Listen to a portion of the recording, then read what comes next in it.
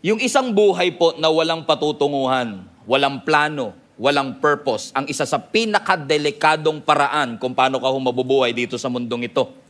Yung aimlessness o kawalan ng direksyon is actually one of the enemy's greatest tool para po i-prevent tayo at ma-preempt tayo na magampanan ang mga bagay na pinapagawa ng Panginoon sa ating buhay. Kapag ang isang tao walang plano kahit may planner, ang isang tao walang purpose sa kanyang buhay, at ang isang tao'y walang direksyon sa kanyang buhay, humihinga, pero walang pinatutunguhan ng kanyang buhay, most of the time, yung aimlessness na yan ay nagli-lead sa frustration. Yung aimlessness na yan ay nagli-lead sa emptiness. Kapag ikaw ay walang patutunguhan, walang purpose, yung aimlessness na yan, usually resulting to stagnation.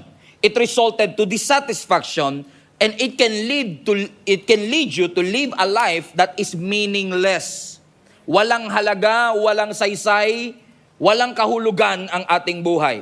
Nararanasan niyo po ba yon sa inyong buhay that sometimes you feel like your life is empty? That your bank account has a money, you have the means, but your life has no meaning. Your life is empty because most of the time, hindi tayo intentional na magkaroon ng direksyon, goal at purpose ang ating buhay. Nakakasurvive ka araw-araw, you are surviving day to day, but you have no direction. You have no purpose. Gumagalaw, nagtatrabaho, nagtatribe, pero walang malinaw na misyon. You are drifting without a clear purpose. Busy, pero you are not moving in the right direction. You are functioning, but you are not flourishing. As I've said, komportable ang buhay, pero parang empty ang iyong pakiramdam. Na-imagine niyo po ba kung gaano ka-tragic na kung kayo ay sasakay, for example, ng eroplano at ang piloto ay mag-a-announce, "Ladies and gentlemen, this is your Captain Stephen Prado speaking. And we are now cruising at the altitude of 37,000 feet. Actually, ladies and gentlemen, hindi ko po alam kung saan tayo pupunta. Ang alam ko lang, lumilipad po tayo ngayon sa mga oras na ito." Can you imagine the nightmare of every passenger of an airplane na yung kapitan mismo, sinasabi niya sa atin, lumilipad tayo pero wala tayong patutunguhan. Na siya ay nagmamaneho ng 35 billion peso A380 airplane na walang patutunguhan, walang destinasyon, is a waste of potential, it is a waste of resources. And unfortunately, many of us, katulad ng katabi mo, worth it, valuable, may halaga, ibinigay ng Panginoon ang kanyang buhay para sa bawat isa sa atin, and yet, we are living our lives aimlessly. Wala tayong purpose, hindi natin alam kung saan tayo pupunta. And let me tell you this, my friends and family, global family, kung hindi ka magiging intentional, kung hindi ka magiging driven, finding a purpose in this directionless and meaningless world is actually impossible.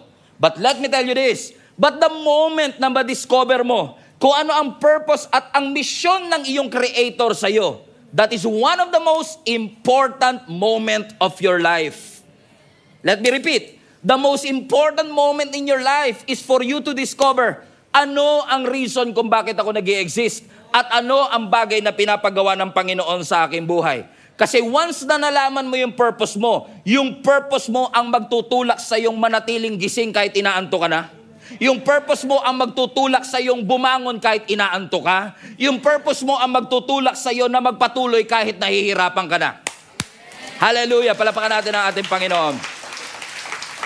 And bakit nga po ba tayo maglalaan ng isang mensahe para lang malaman natin ang ating purpose? Bakit nga ba natin kailangan pag-usapan sa simbahan kung ano ang layunin ng ating buhay? And I've been asked many times, as your pastor for more than 11 years, ako po ay natanong na nang hindi ko na mabilang ng mga pagkakataon, "Pastor, bakit po importanteng alam ng tao ang kanyang purpose?" At ang lagi kong sinasagot, simpleng-simple lang. Kaya po importanteng alam ng tao ang kanyang purpose para malaman niya kung ano ang hindi niya purpose. Grabe, ang lalim. Bakit? Kasi kapag alam mo ang purpose mo, hindi ka mag-aaksaya ng panahon para gawin yung mga bagay na hindi mo naman purpose in the first place. Tingnan niyo ang ating Panginoon. When Jesus came here on earth, nung hinubad niya ang kanyang pagka-Diyos, nagkatawang tao ho siya. Napansin niyo ho ba that He came in a way, bumaba ho siya mula sa langit, And for me personally, opinion ko po ito, He came in a way that made no sense. Kung ako po ang tatanungin ninyo, with the mission to save the world, yung kanyang pagpunta rito bilang baby is not a good strategy. Right?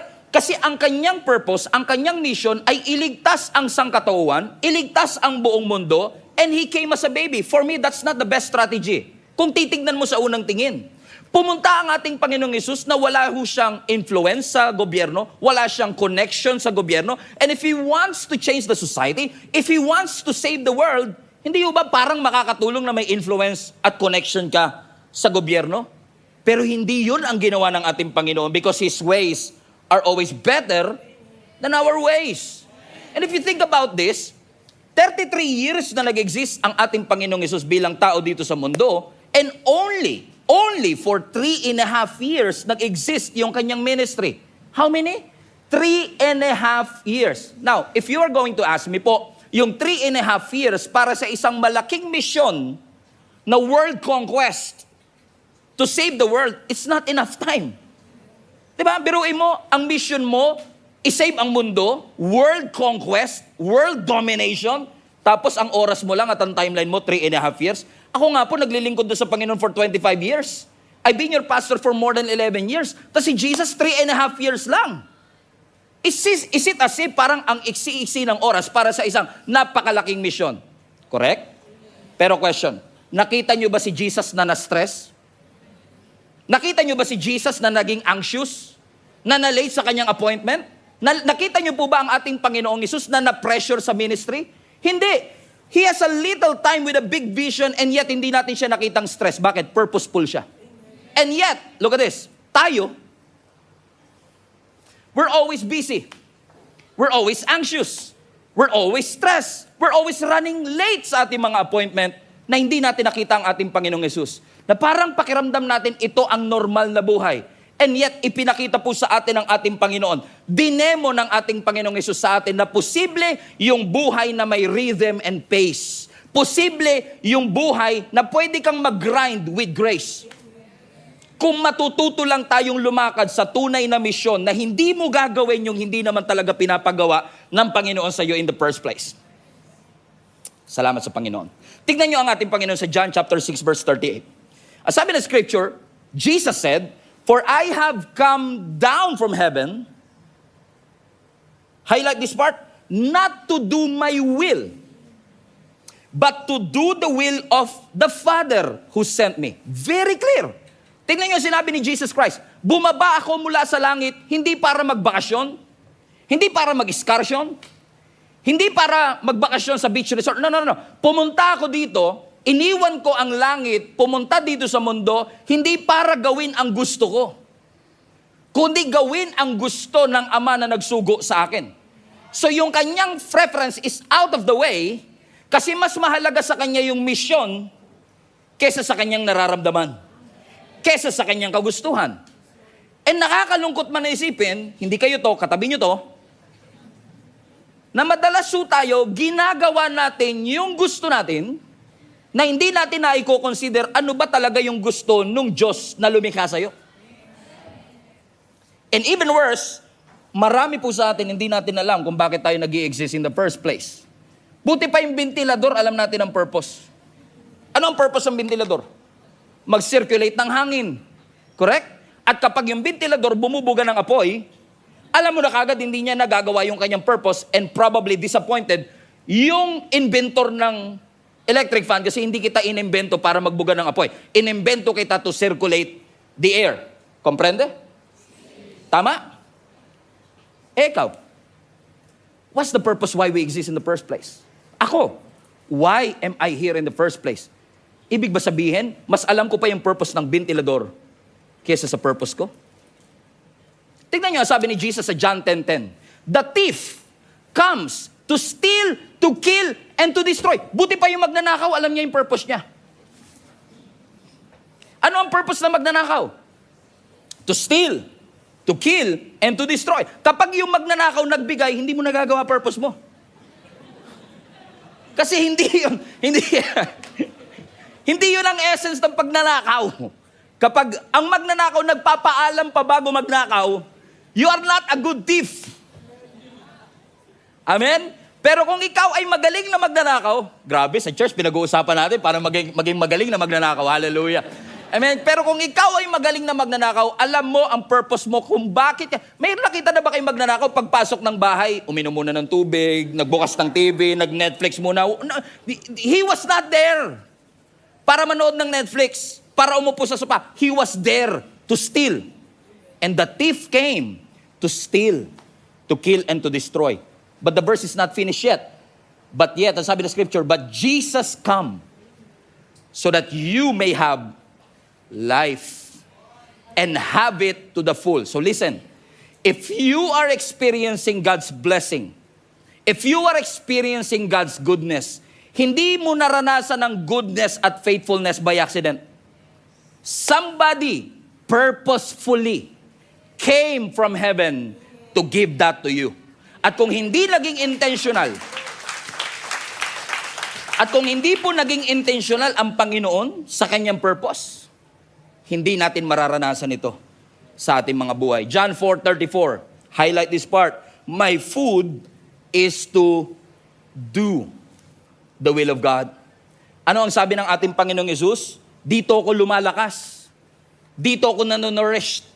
Pag ginagawa ko, hindi ang kalooban ko, hindi ang gusto ko, kundi yung gusto ng Panginoon sa aking buhay. I wonder, how many of our global family kaya can say, lumalakas ako, nabubuhayan ako, ginaganahan ako, kapag nagagawa ko ang pinapagawa ng Panginoon. Kasi even our Lord Jesus Christ is very intentional. I'm not here to please people, to gain your validation. I'm here for a purpose of saving the world.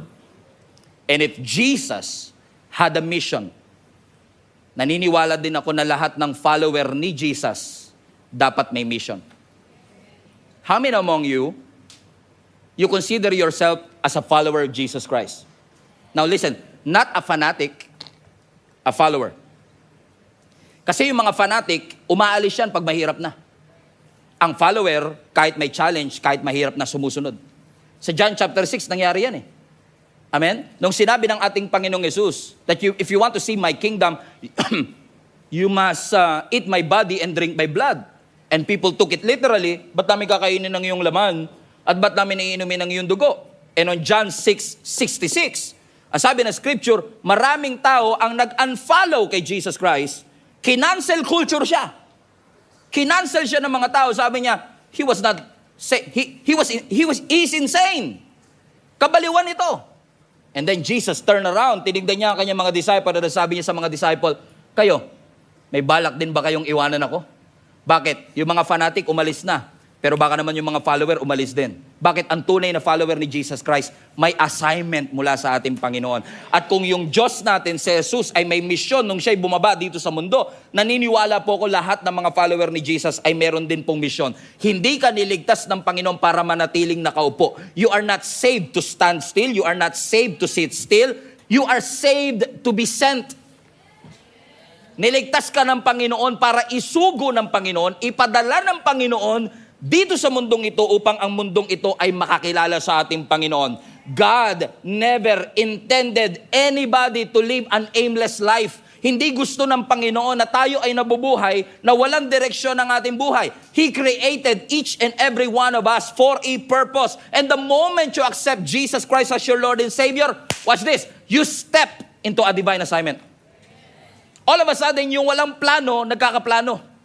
All of a sudden, yung walang plano, may assignment bigla mula sa ating Panginoon. Why? Because the moment you accepted Jesus Christ as your Lord and Savior, meron ka kagad assignment. Hindi jacket, assignment. Sabi mo sa katabi mo, may assignment ka. So every Christian is not just saved, you are sent. That's why, when Jesus ascended to heaven, remember that? When Jesus rose again from the dead, at siya'y umakyat po muli sa langit, He was witnessed, watched by 500 people. And 500 people nakatingala ho sa ating Panginoong Yesus habang pinagmamasdan siyang bumabalik sa langit. Pero hindi sinabi ng ating Panginoon sa kanila, guys, all 500 of you, stay where you are and be blessed. Kasi ang purpose kung ba tayo nag-i-assist, hindi lang para ma-blessed. Hindi masamang ma-bless. pero hindi mo purpose ang mabless. Hindi sinabi ng Lord na stay and be blessed. Sabi niya, go. Whatever I taught you, ano man ang tinuro ko sa inyo, ituro nyo rin sa iba. At sinasabi ng Panginoon sa atin, mga kapatid, ang purpose natin, hindi manatili. We are not even commanded by the Lord to gather. We are commanded to go. And most of us, unfortunately, posibleng kahit sa simbahan natin, baka puno na lang tayo gather ng harvest, na nakalimutan na natin na ang mandato natin is not just to gather but to go. We are not called to pamper the saved. We are called to reach the lost. To make this unbeliever to be a believer of Jesus Christ and the believer to become a disciple maker. That's the goal. That's the mission. That's the purpose. And maybe sinasabi po ng iba sa inyo, Pastor, hindi po yata ako tinawag dyan sa mga ganyang bagay kasi palagay ko po, pampastor po yung mga ganyan. Yung mag-preach ka, mangaral ka, yung i-proclaim mo, yung kabuti. Parang hindi ko po kaya kasi hindi naman po ako magaling magsalita. And hindi ka po nag-iisa kasi even our biblical heroes have reasoned the same thing. Naalala po ba ninyo si Moses, di ba? Nung sinugo siya ng Panginoon para maging spokesperson, sabi ni Moses, ako, pinaparaphrase ko lang ha, magiging spokesperson ako, bulol ako. He doubted his ability to speak. Pero ano sabi ng Panginoon? I will supply words into your mouth. At yan po ang personal kong pinangahawakan. Kasi sabi ko nga sa Panginoon, Lord, tatawag ka ng pastor yung bulol pa. Because when I was starting to be a pastor, I cannot even makapag-articulate ng sarili kong sentence. I don't know how to express myself. Hindi ko kaya magsalita ng matagal na panahon sa harap ng maraming tao. And yet, nung inassure ako ng ating Panginoon na hindi importante dito yung dila mo, kundi yung salitang ibibigay ko sa iyo. So kahit yung dila mo maiksi at yung dila mo bulol, hanggat may words na sinusupply ang ating Panginoon sa atin, you will be able to do what God has called us to do. And true enough po, na nagpapasalamat ako sa Panginoon that I'm still amazed with how God is using our leaders, our volunteers para sa kalwa, na kung iisipin mo, walang ability. Like Jeremiah, for example. Di ba sabi niya, Lord, gagamitin mo akong prophet. Ang prophet po, tagapagsalita ng Diyos. Paano ko papaniwalaan? I'm too young. Masyado po akong bata. At maiksi po ang aking dila. Ano sabi ng Panginoon sa kanya? I will supply words into your mouth. Si Gideon, sabi niya, Lord, gagamitin mo ko bilang warrior, ipagtatanggol ko at ililigtas ko ang ating bansa. Lord, marami pong mas qualified.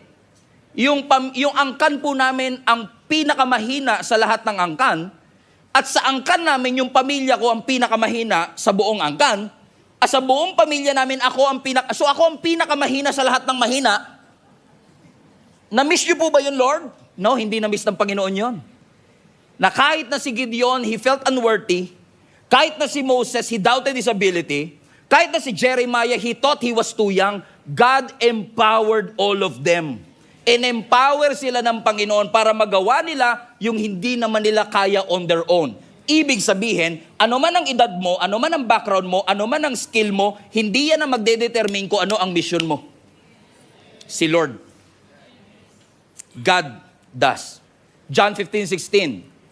Ito po ang vision na ibinigay sa ating simbahan sa Community Global. Ano sabi ng John 15:16? You did not choose me, capital M. Hindi ikaw ang pumili sa Diyos. Diyos ang pumili sa iyo. Biglang brinake ng Lord yung pride natin. Biglang brinake ng Lord yung confidence natin. Kasi sabihin natin, in 1992, I found the Lord. No, hindi mo nakita ang Panginoon, hindi naman siya yung nawala, ikaw. Kaya sinasabi ng Panginoon, nire-remind na tayo ng ating Panginoon, hindi kayo ang pumili sa akin. In case lang that you are so confident and prideful about choosing me, by the way, hindi kayo ang pumili sa akin. Ako ang pumili sa inyo. At naghirang sa inyo, appointed.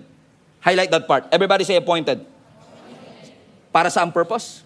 That you should go and bear fruit, and that your fruit should remain. So that whatever you ask the Father in Jesus' name, the Father will give you. Sino sa inyo gusto niyo po yung last part ng verse? That whatever you ask the Father in Jesus' name, God will give to you. Ayaw nyo, ako na lang. Parang napilitan pa po kayo ah. Ako gusto ko yan. Ano man ang aking hingin, ipagkakaloob ng Ama. But again, conditional siya. Para makuha mo yun, you should go, bear fruit, and that your fruit should remain. Pero bago ka rin humayo, kailangan alam mo identity mo.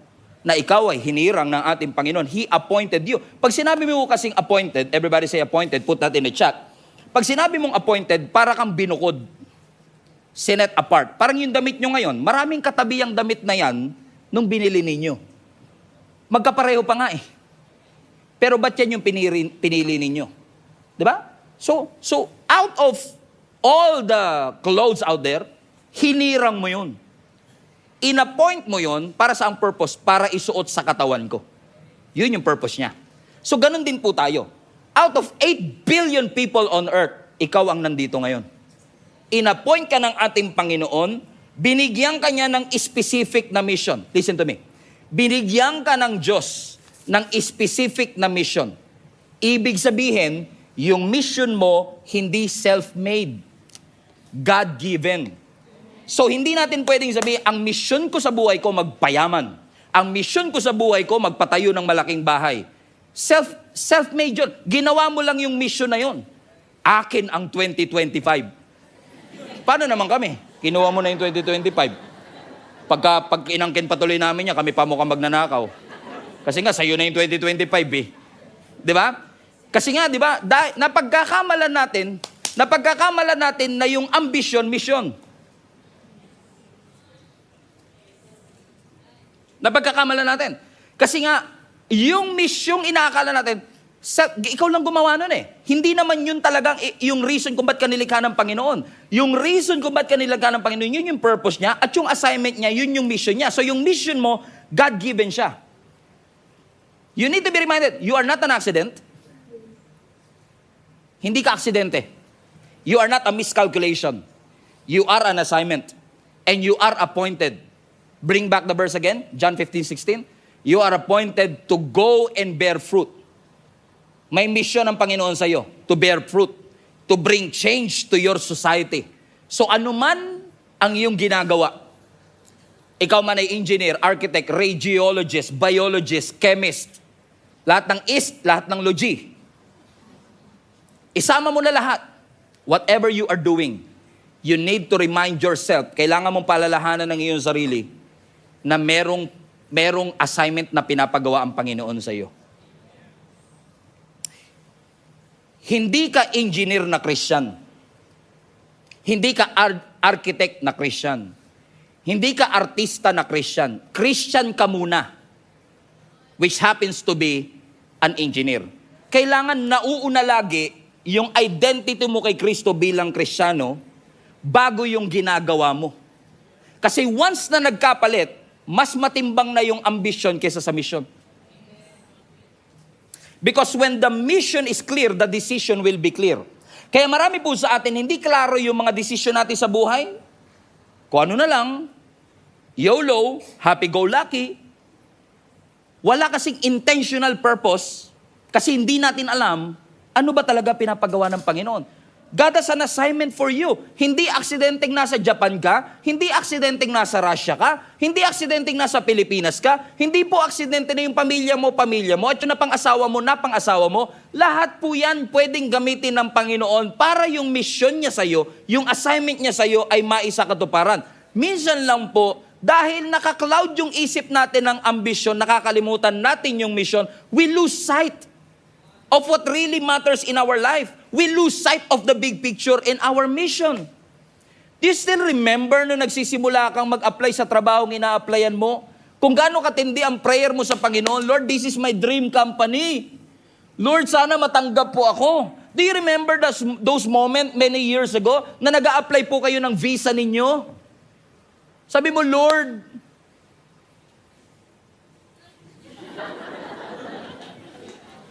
payagan nyo lang po ako, Lord.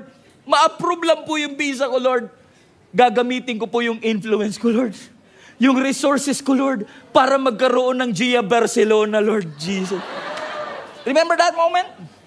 Na Lord, kung hayaan mo lang ma-approve tong visa na to, magkakaroon po ng Gia Miami, Lord, Gia Miami. Sarap pakinggan, Lord, Gia Miami. Gia Los Angeles. Nakita ng Lord yung panalangin mo kasi nakadapa ka na eh. Gulong ka na ng gulong eh. Sabi na, Lord, kawawa naman tong batang to. Sige na nga, pagbigyan na nga natin, approve nga natin yung visa. Of course, I'm just exaggerating. Eh, di na-approve yung visa mo.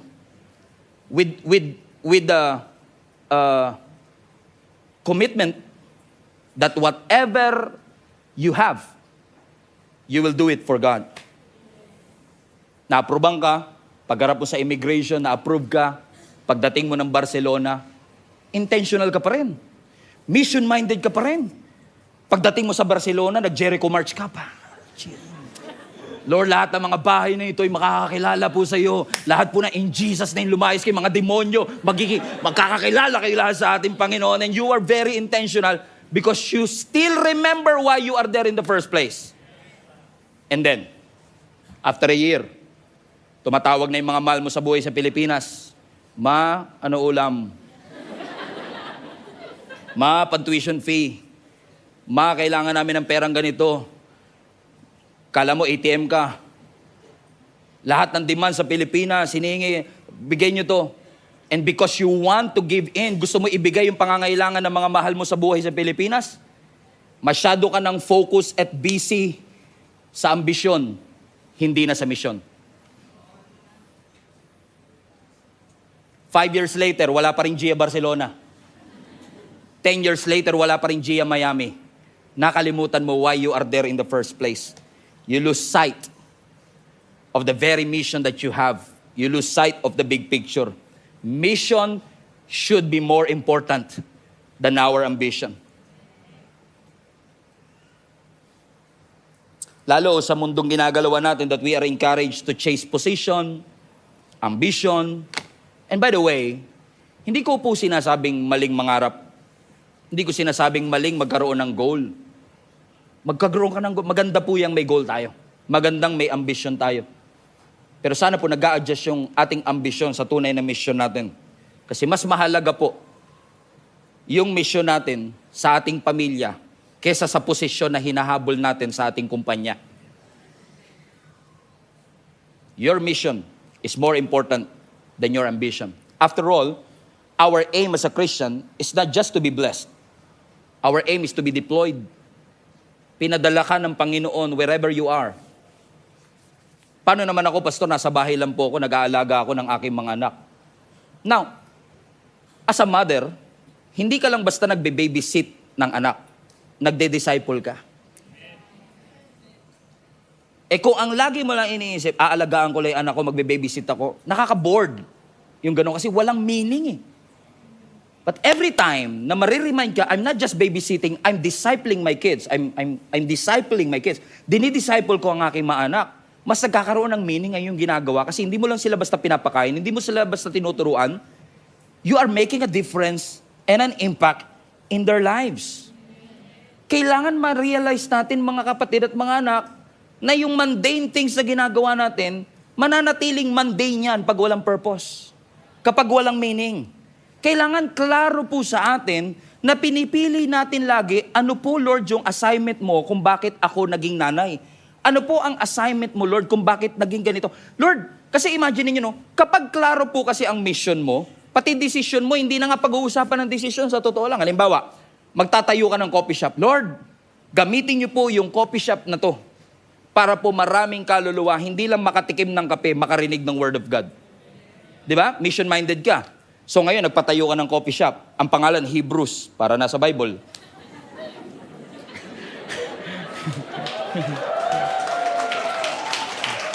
Okay? So meron kang coffee shop, Hebrews ang pangalan. Very mission-minded ka, pinapagawa. Imagine mo to, kapag alam mo ang mission mo, hindi mo natatanungin, Pastor, ano kaya magandang ilagay sa dingding? Alam mo na agad. Kasi alam mo yung purpose mo. Ang purpose mo is to share the gospel. Pati music mo sa coffee shop mo, hindi mo natatanungin sa akin. Kasi alam mo na, kung purposeful ka, hindi mo natatanungin anong music, anong ambience, anong decals. Kasi dahil purposeful ka, when the mission is clear, the decision will always be clear. Kaya lang kasi labo-labo po ang buhay natin kasi hindi tayo missionary. Sa mga mission field natin, akala natin bisita tayo. Missionary po kayo. Saan man kayo naroroon. Ikaw man ay nasa opisina, nasa school, saan man po tayo naroroon, tayo po ay mga missionary ng Panginoon. And even the time that you have, kung ikaw ay talagang intentional sa mission po na pinapagawa ng Panginoon, alam mo kung anong priority ng iyong buhay. Especially nowadays. Hindi ko sinasabing mali ito, ha? Pero pansinin ninyo, nowadays, ina-announce ng gobyerno sa atin, bago pa pumasok ang 2025, i-announce niya na lahat ng holiday sa buong taon. Anong gagawin ng katabi mo? Ganito yan. Uy, long weekend to, ha? Batanes. Singapore. Ha? Taiwan. Di ba? Hindi masama, hindi ko sinasabing masama. Hindi ko sinasabing huwag niyong gawin. Ini-encourage ko nga kayo mag-travel eh. Maganda mag-travel. Pero bihira ako nakakarinig na, uy, holiday, I want to learn new things para magamit ko sa mission na pinapagawa ng Panginoon.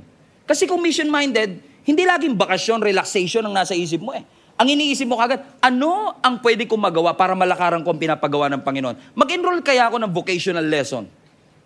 Mag-enroll kaya ako dito sa seminar na to para makakuha ko ng certificate that will help me para sa next season ng aking buhay? Mag-serve kaya ako sa church sa mga panahon na ito?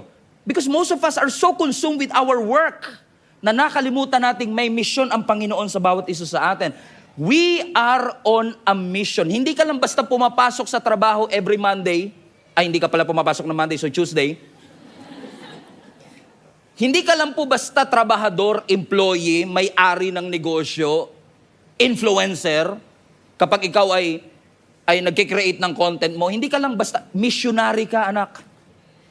You are on a mission. And when the mission is so clear, the decision, what content to do, how to react, how to engage, is very clear also. But maybe, unfortunately, some of us, meron naman tayong passion, but we've lost it. Dati determined ka, but you've lost it.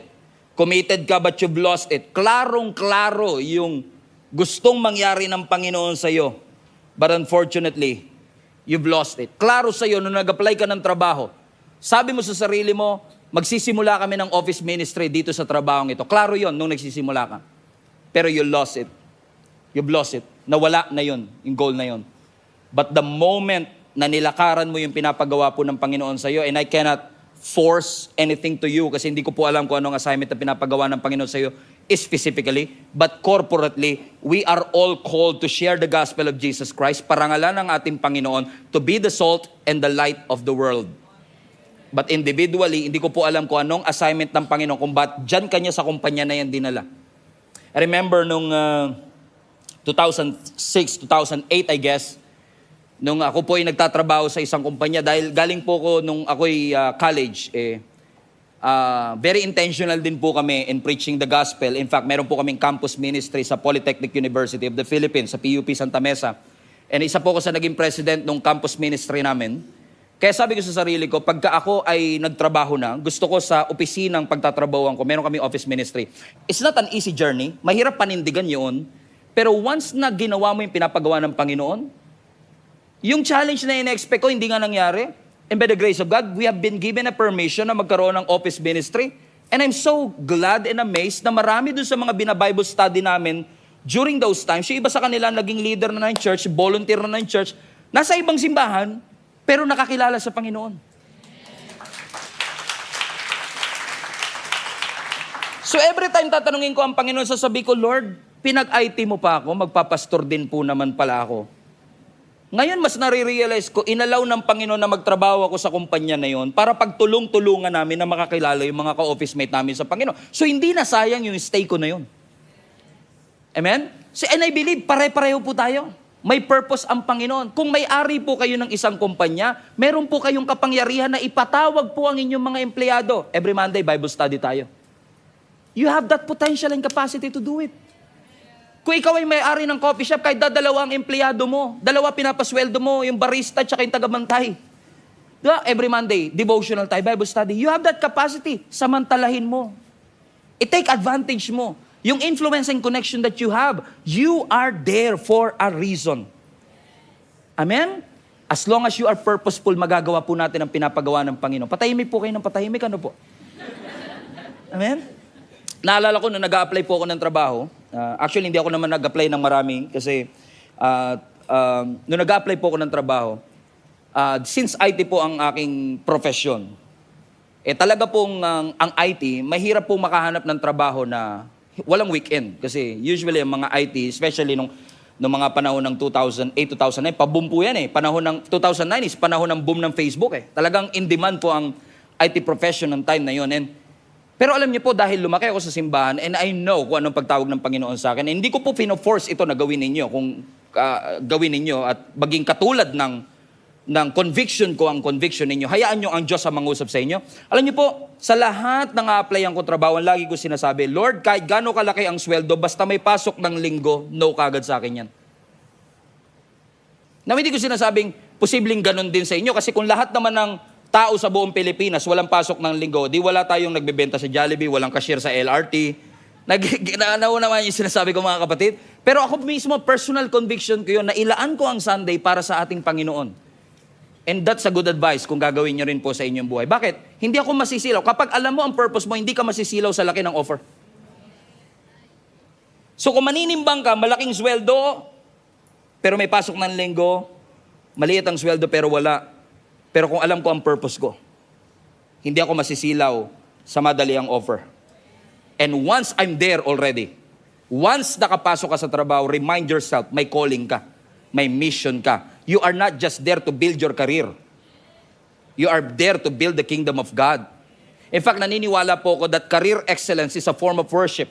Yung integrity natin is a form of worship. Yung work ethic natin is a form of worship. Yung discipline natin sa ating trabaho is a form of worship. I'm not just here to build my career. Walang masama to build your career. But always remind yourself, I'm called. Tinawag ako ng Panginoon at may purpose po ang Panginoon sa akin. Amen. Pansinin po ninyo, yung karir ninyo, kung kayo man ay biologist, chemist, radiologist, kung kayo man ay scientist, astronaut, celebrity, ano man po ang karir ninyo, most of the time, kayo pumili po niyan. Hindi kayo nanalangin sa Panginoon, Lord, i-reveal niyo po kung ano po ang kurso na makukuha ko. And Jesus was a carpenter. Ay, siguro po, karpentero po, Lord, ang pinapagawa niyo po sa aking buhay. Hindi lalabas dito kung anong kurso ang kukunin mo. Hindi sasabihin ng scripture kung ano exactly yung... Ako naniniwala, kalooban ng Diyos, makatapos ka ng pag-aaral, magkaroon ka ng maayos na buhay. I believe that's God's will for all of us. Pero hindi niya sasabihin kung ano exactly. And when you choose engineering or architecture with the right work ethics, integrity, and discipline, you will succeed. And God's plan for your life will happen. Pero mapapansin po ninyo na sa karir natin, tayo pumili nito. Pero sa calling, Diyos ang pumipili nito para sa atin. Ang calling mo, hindi mo pinipili. Diyos ang pumipili nito sa iyo.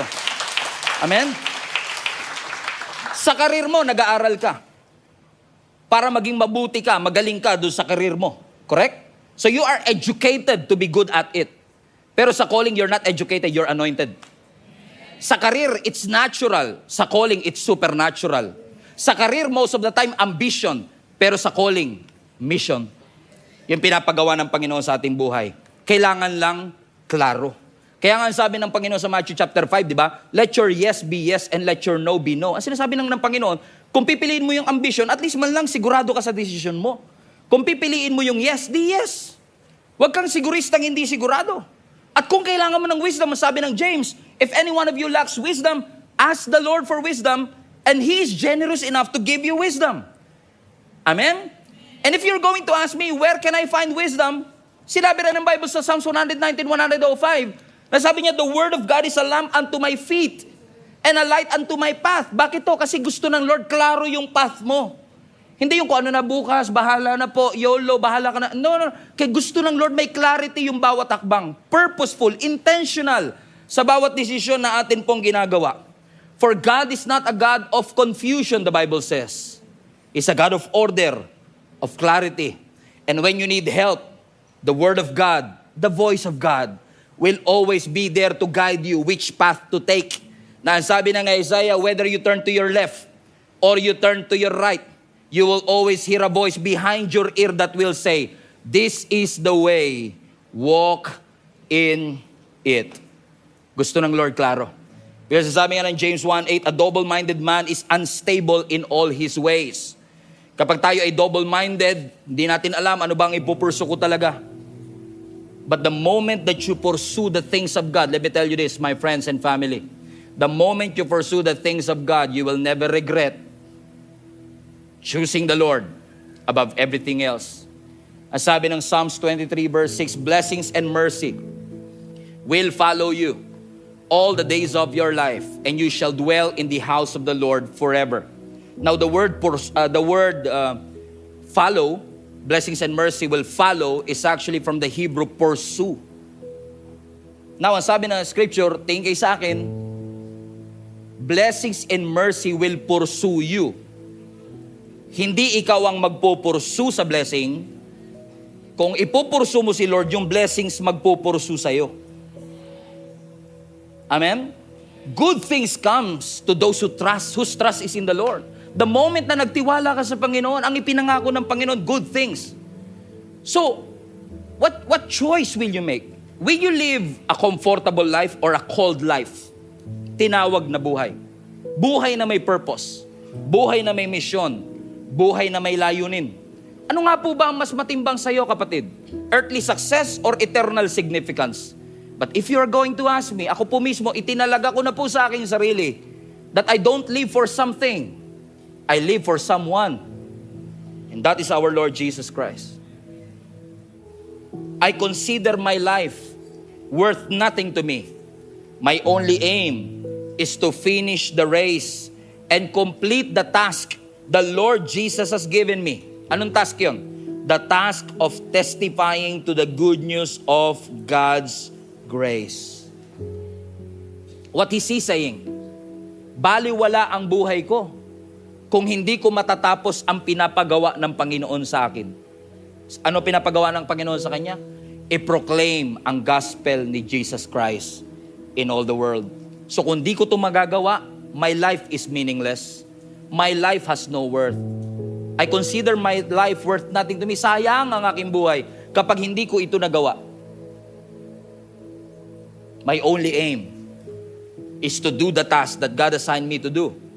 And that is to preach the gospel of Jesus Christ. Amen? What is your vision for your life? Ano po yung pangitain na nilalagay ng Panginoon sa iyong buhay? Which direction, which path are you going to take? Because as far as this church is concerned, by the way, if you consider this church to be a part of to be your family, kung kinukonsider mo ang simbahang ito talaga ang iyong pamilya. 1 minute, family talk. God is so faithful to our church. Pinalago po niya ang ating simbahan. From about 100 people, 90 people, in a span of 11 years, we have grown to literally thousands of people by the grace of God. We have an average of about 1,900 to 2,000 people attending our services every single Sunday. On top of that, marami pang absent. On top of that, marami pa tayong global family who are joining us from different parts of the globe. Maybe it's safe to say that we are already a big church. Maybe. But I'm not saying na kailangan mong maging malaking simbahan para magawa mo pinapagawa ng Panginoon. Hindi kasalanan ang magkaroon ng maliit na simbahan. Sabi nga ni Rick Warren, it's not a sin to have a small church, but it is a sin to have a small vision. So, ibig sabihin, kahit 30 lang ang umaatin, hindi ko sinilalang yung 30, pero compared to mega churches, na meron tayo, and thank God for mega churches, but kahit na 30 ang taong nasa aking harapan, I still have to care for the world outside me. At kahit na libo-libo pa ang umaatin sa church, kung ikukumpara ko yan sa population ng Caloocan City alone, it's nothing.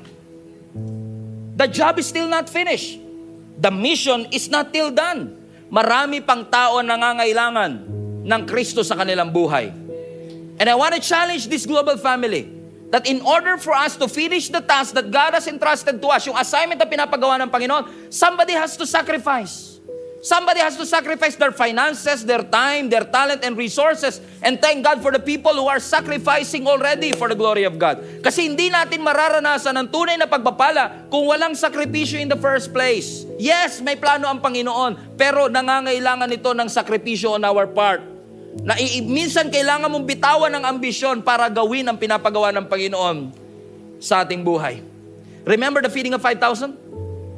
Doon sa feeding of 5,000, approximately 15,000 people ang nakakain sa pamamagitan po lamang ng 5 gardenia at 2 ligo sardines.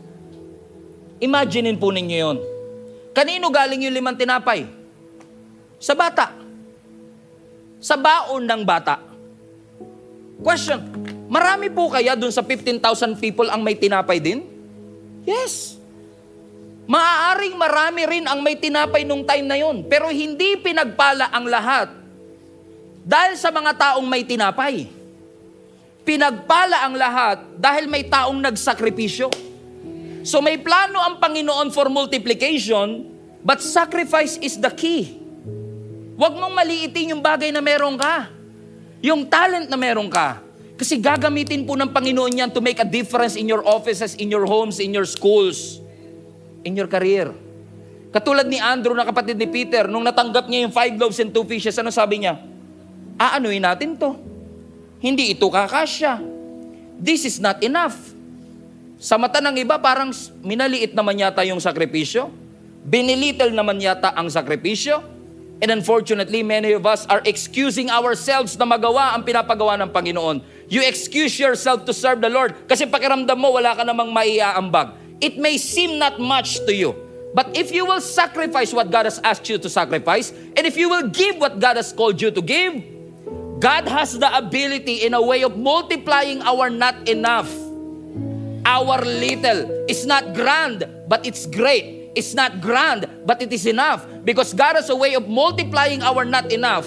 Give it to the hand of God, and the not enough will have more than enough. Palapakan natin ang ating Panginoon. He is good.